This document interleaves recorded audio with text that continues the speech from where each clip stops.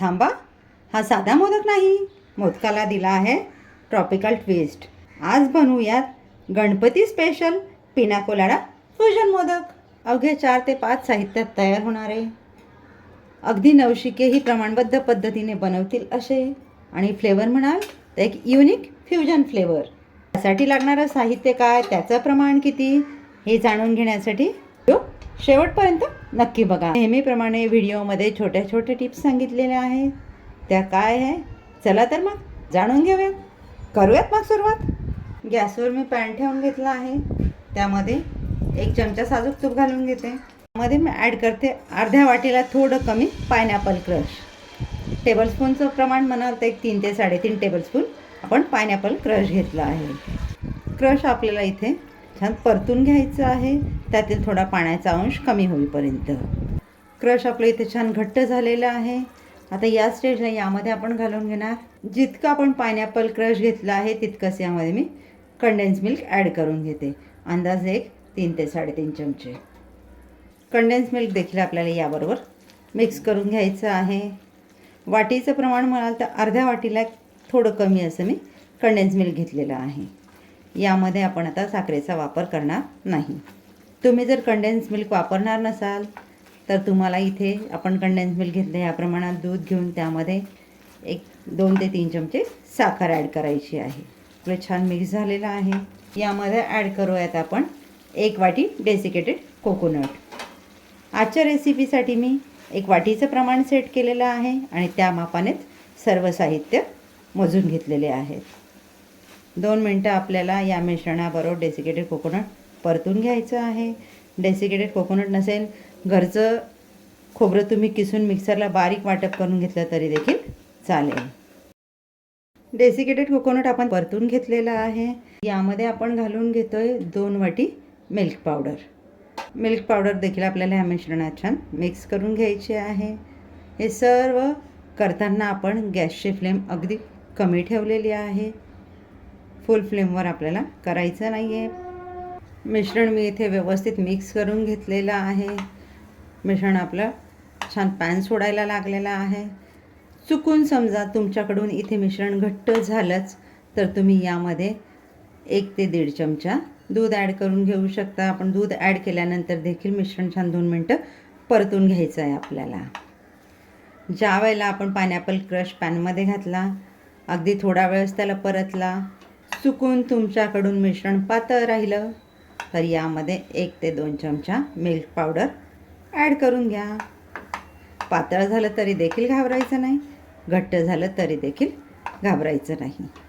Desiccated coconut pineapple क्रशच्या मिश्रणात आपण milk powder घातली, त्यावेळेला काळजी घ्या, सर्व मिल्क पावडर एकदम नका घालू, थोडी थोडी घालत चला, मिक्स करत चला, म्हणजे तुम्हाला अंदाज येईल की त्यामध्ये आपली किती मिल्क पावडर ॲड होऊ शकते, जेणेकरून तुमचं मिश्रण घट्ट किंवा पातळ होण्याची जी समस्या आहे ती येणारच नाही.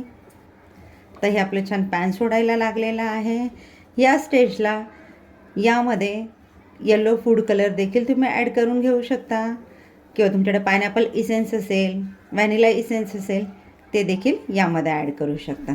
मोदकांचं मिश्रण आपलं इथे रेडी झालेलं आहे. यातून मी अंदाजे 1 छोटा चमचा मिश्रण बाजूला काढून ठेवते. ते का काढलं आहे रेसिपीमध्ये तुम्हाला पुढे बघायला मिळेल. आता मी इथे गॅस घालवून देते आणि यामध्ये थोडासा येलो फूड कलर घालून घेते, 1 किंवा 2 ड्रॉप. हे ऑप्शनल आहे, नसेल घालायचा तुम्ही स्किप केला तरी देखील चालेल. फूड कलर घालून देखील आपल्याला हे व्यवस्थित मिक्स करून घ्यायचं, जेणेकरून कलर आपला व्यवस्थित सगळीकडे मिक्स होईल. मिश्रण आता मी गार करण्यासाठी प्लेटमध्ये काढून घेते आणि व्यवस्थित हाताने मिक्स करून घेते. मग असे आपण 1 चमचा मोदकांचं मिश्रण काढून ठेवलेलं, यामध्ये मी अगदी थोडासा फूड कलर ॲड करून घेते. हे व्यवस्थित आपल्याला मिक्स करून घ्यायचं आहे. आपण याचा या पद्धतीने गोळा रेडी करून घेतला. मी हाताला थोडंसं तूप लावून घेते आणि याचे अगदी छोटे छोटे गोळे रेडी करून घेते. लहान मोठ्या आकाराचे, एकसारखे नाही, लहान मोठे असे आपल्याला रेडी करून घ्यायचे आहेत.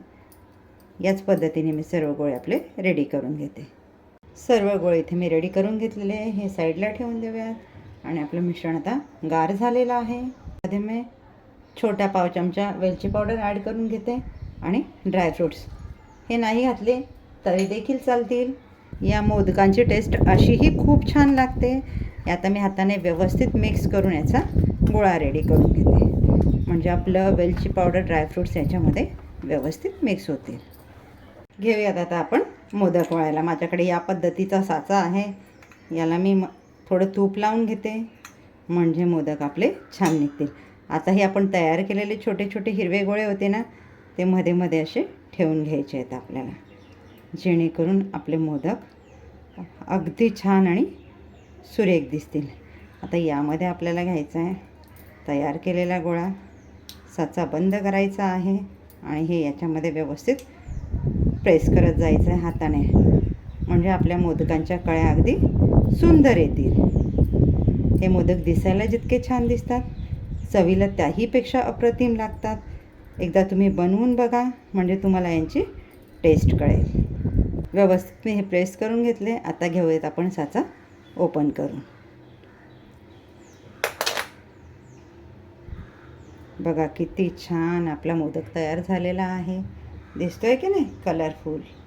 तर याच पद्धतीने आपण अजून एक मोदक रेडी करून घेऊ. साच्याला मी हलकं तूप लावून घेतलेलं आहे. हे गोळे असे मध्ये मध्ये ठेवून घेते. आता साचा बंद करून घेते आणि हे याच्यामध्ये व्यवस्थित प्रेस करत भरून घेते. ज्या वेळेला तुम्ही हे याच्यामध्ये मिश्रण भरता त्यावेळेला प्रेस करत चला, म्हणजे मोदक आपले कुठे पोकळ राहणार नाही आणि त्याला आकार अगदी छान आणि कळ्याही सुरेख येतील. वरचं एक्स्ट्राचं या पद्धतीने काढून घ्यायचं आहे आपल्याला आणि घेऊयात आता आपण ओपन करून. हे बघा किती छान आपल्या मोदकला कळ्या आलेल्या आहेत, रंगही सुरेख आलेला आहे. आता याच पद्धतीने मी उर्वरित सर्व मोदक रेडी करून घेते. तयार आहेत आपले ट्रॉपिकल ट्विस्ट असलेले गणपती स्पेशल पिना कोलाडा मोदक. रेसिपी जर मनापासून आवडली असेल, एक लाईक नक्की करा. भेटूयात पुढच्या व्हिडिओमध्ये एक नवीन रेसिपीसह. थँक्यू.